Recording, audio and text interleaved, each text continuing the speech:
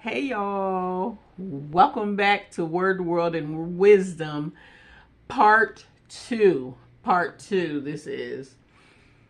If you have not watched Part 1, please go back and watch that. It's only like 8 minutes. It's like the intro to this video. Kind of catch up because I have not posted a video over here for about 11 days. So anyway, the intro brings you into this part 2 video here, and it'll make more sense to you. But I'm gonna pick up where I left off, and I was talking about Trump and his policies, which that was the end of that. Anyway, 2016 versus 2025. That is the title of the video. Trump 2016 versus 2025. That's the intro. This is part 2. And so, yeah, please watch that one first and then come back and watch this one. I'm going to try to make this as short as I possibly can. For one, because I don't feel like I wanted to get it done in one sitting. My storage on my tablet is always playing out. Not over there so much on Free by Florence D, my personal channel, which I do from my iPhone. Anyway, that is not the focus. I'm going to go ahead and give Word, World, and Wisdom. Just go ahead and give a word from the Word, from the Bible. First, and it'll kind of make more sense. A couple of words, topics that I want to talk about just real briefly, as far as the affairs of 2025, the way I feel about things that are trying to be put into place and changes that are trying to be made and everything like that with the current administration. So anyway, but first, you can always look at 2 Corinthians 12, 9, and 10. 2 Corinthians 12, chapter 12, verses 9 and 10. And I'm going to get my phone and I'm going to go there and I'm going to read that real quick. Yes, my storage has been going out. So anytime you see if I'm talking and it just go out, look for the next part. 1, part 2, part 3, and just read the titles and help me out. I'm going to try to keep it where I can always film in just a nick of time, because these are always 30 minutes or less over here. Anyway, so yeah, I'm going to go to my Bible app and I'm going to 2 Corinthians 12, and that is 9 and 10. It's showing on this phone too. But anyway, it's 9 says, and Paul, I believe, Paul was writing letters to the Corinthian church, about staying strong and, what God should mean. God means to him and what he should mean to them and things like that. Just kind of teaching and guiding and leading. So, yeah, Paul. And so at one point in 9, it says, and he said unto me, talking about Jesus, my grace is sufficient for thee, for my strength is made perfect in weakness. I'm going to say that one more time. Chapter 12, verse 9 says, and he said unto me, my grace is sufficient for thee, for my strength is made perfect in weakness. And then 10 says, Most gladly, therefore, will I rather glory in my infirmities, that the power of Christ may rest upon me. Okay, and so with that being said, I think about how things are going, as I explained in part one, to this segment. The things that are happening, policies changing, people having to go through this and go through that, and I mean all calibers of people, all I don't know, the middle class, the rich, the wealthy, the poor, the poverty level, not just here in the United States, around the world is what I heard. You know, what I'm hearing and seeing, because I watch news too. Not like I used to when the election was going on.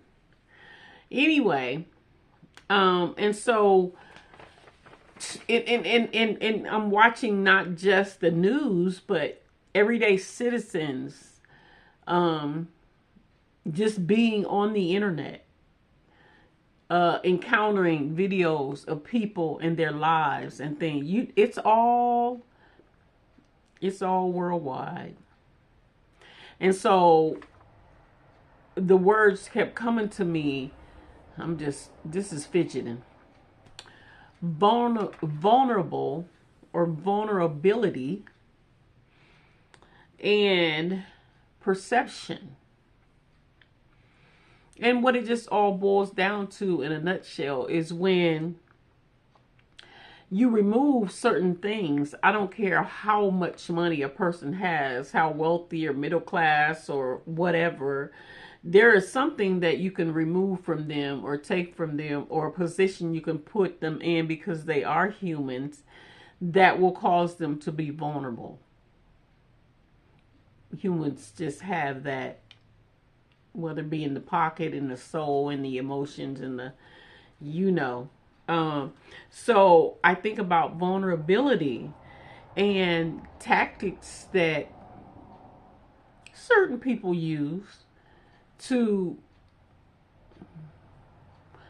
I should say, be persuasive on some level. But anyway, getting a person to a vulnerable state, which will then in turn cause people to be fearful when we're vulnerable, open, and because we're open to, what is that? They say, attacks or harm, not just physical, but mental, emotional, financial. Vulnerability, vulnerable, to be vulnerable, a vulnerable population creates fear, produces fear in people. And that is something that, the word speaks on and says no. That's definitely a no-no. But a lot, sometimes people that don't know or wasn't taught, or just that's just who they are. Some people just don't fare as well as others in struggle or change. Nevertheless, staying on the topic, vulnerable, fearful, a vulnerable, fearful nation or a people. It don't matter because they're going around the world with this thing. Then because we don't want to, I know I don't want to fall prey to be in a tight, vulnerable situation. You know what I mean? It's not, yeah, it's ugly. So anyway, that produces fear. And then fear will change our perception, if we don't watch it, of the world around us. Our perception of different things in the world around us. you know, because I don't know, the Bible said it is what you say it is. And that's the new age kids say manifestation. Not me. I'll say prayer and blessings. And so our perceptions sometimes can be distorted by this fear because of being made vulnerable. And to me, sometimes, you want to back somebody in a corner or something? It can feel like that to some people. Nevertheless, we do not want to be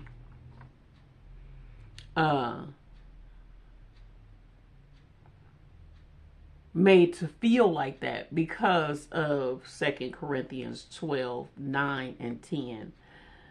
God said his grace is sufficient for us. His.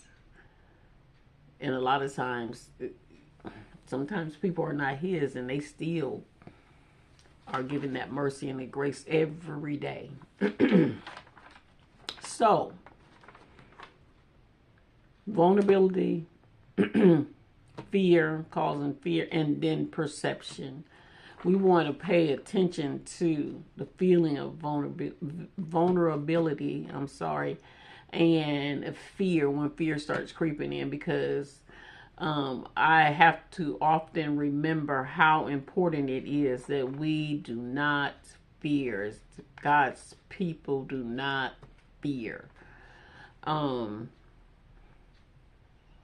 And sometimes, like I said, you have people that are out enjoying their lives. They walking in canyons and mountains, and they're going on excursions where they are deep in the jungles and things like that.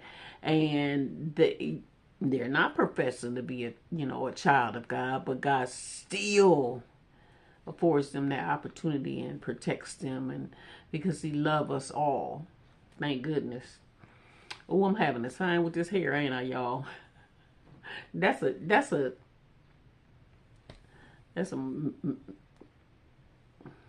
I think undiagnosed situation. Okay, y'all. All right.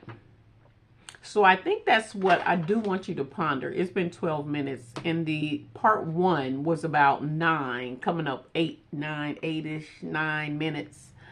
And so this one is 12, and that is long enough. I always like to make this channel here videos about 30 minutes. And if there are anything longer, or it may be a mini vlog here where I am out and about and I'm explaining a situation of something happening in the world, world, and wisdom. We can get it anywhere, anytime. So yeah, mini vlog maybe every now and then, but again, I'm always over on Free by Florence D doing me. I like it. Okay, y'all. So yeah, I think I'm just looking at this paper I was writing on, but our blessings do not come from the government, and our blessings don't stop when the stock market crashes. It's not like God has plans for us, and then if economy crashes, those plans are going to be void, or as I rub my hair. But yeah, still, we are a blessed generation, and that's that. I'm going to let you guys go, my wonderful and wise and winning ones. I love you. Remember, choose truth, and not the lie. And we know who the big liar is. Okay? I love you guys. And until the next video, peace.